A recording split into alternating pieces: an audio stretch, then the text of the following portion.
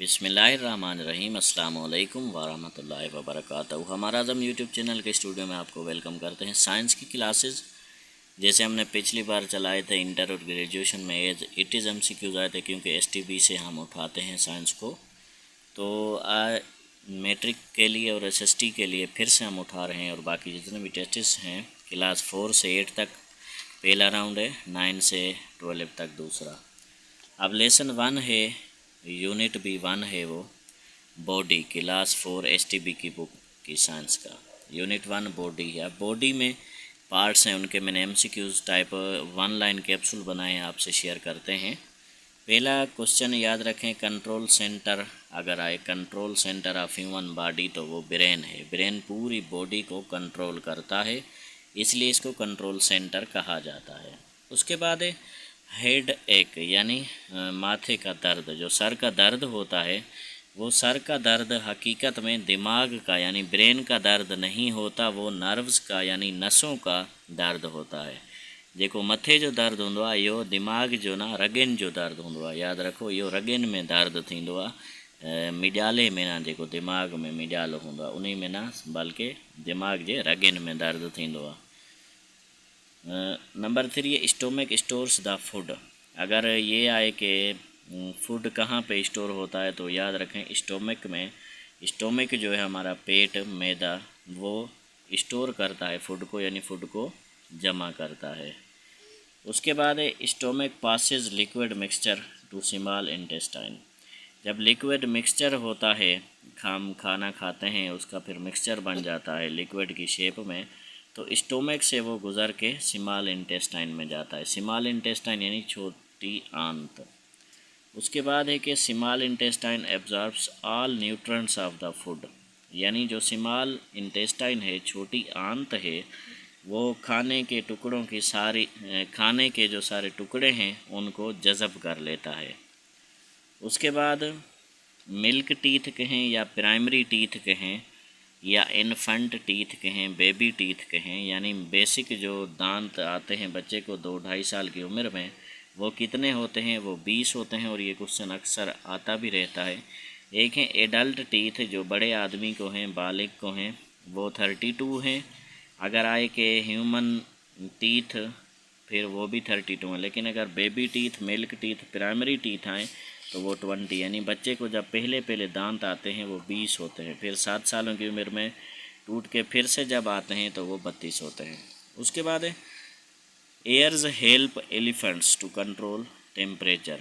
जो एयर हैं, कान हैं, यानी हाथी टेम्परेचर को कंट्रोल करती है अपने कानों के ज़रिए। हाथी जो है कानों से टेम्परेचर को कंट्रोल करती है। और ये क्वेश्चन भी याद रखें कि जो अफ्रीकन एलिफेंट्स हैं उनके कान एशियन एलिफेंट से बड़े हैं। ये भी एवरीडे साइंस का क्वेश्चन है।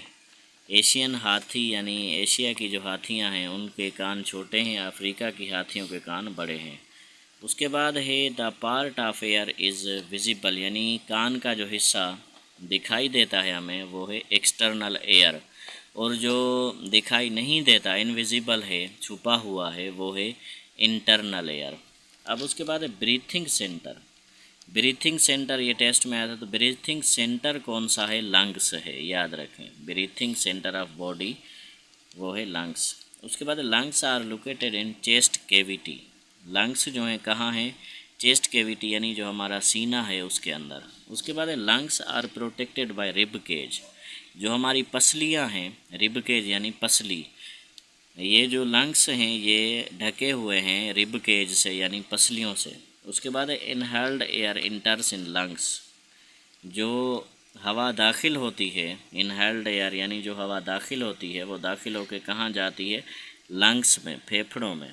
उसके बाद विंड पाइप। विंड पाइप को ट्रेकिया भी कहा जाता है।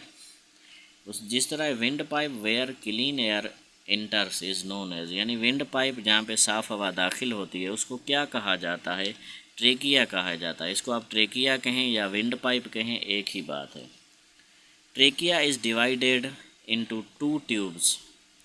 ट्रेकिया जो है यानी विंड पाइप है, वो 2 ट्यूब से डिवाइड की गई है। उन 2 ट्यूब को कहा जाता है ब्रोंचियल ट्यूब्स, ब्रोंकियल ट्यूब्स, यानी जो ट्रेकिया है 2 ट्यूब्स में डिवाइड की गई है, तकसीम की गई है, और उन 2 ट्यूब का नाम है ब्रोंकियल ट्यूब। उसके बाद है अस्थमा। अस्थमा जो दमे की बीमारी है।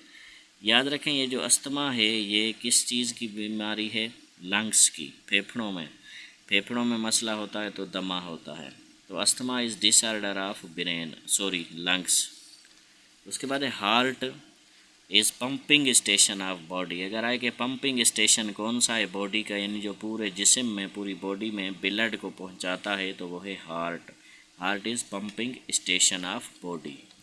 उसके बाद है the average human heart beats about 72 times in a minute. यानी इंसान की जो दिल है 1 मिनट में तकरीबन जो जितना बार धड़कती है, टाइम है, वो है 72 एवरेज टाइम। उसके बाद है कि बोन्स इन इन्फेंट बेबी, जो छोटा बच्चा जब पैदा होता है, छोटा बच्चा, उसके अंदर 300 हड्डियाँ होती हैं। बाकी जो ह्यूमन बॉडी के हैं या एडल्ट में कितनी, एडल्ट ह्यूमन में कितनी हड्डियाँ होती हैं, वो होती हैं 206। छोटे बच्चे में 300, बड़े में 206। Places where bones meet are joints, यानी ऐसी 2 जगह हड्डियों की जो दोनों आपस में मिल जाती हैं तो उसको जॉइंट कहा जाता है।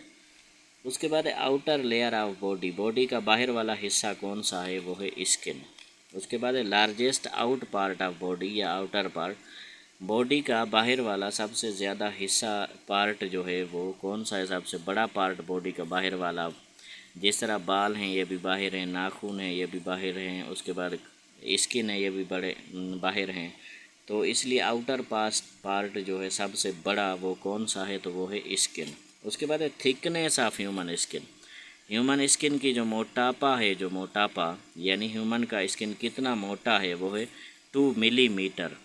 उसके बाद the part of the part of body that gives U shape is called skeleton. यानी आपको जो शक्ल देती है बॉडी का, वो कौन सा पार्ट है जो शक्ल देती है, शक्ल बनाती है, वो है स्केलेटन, यानी हड्डियों का ढांचा।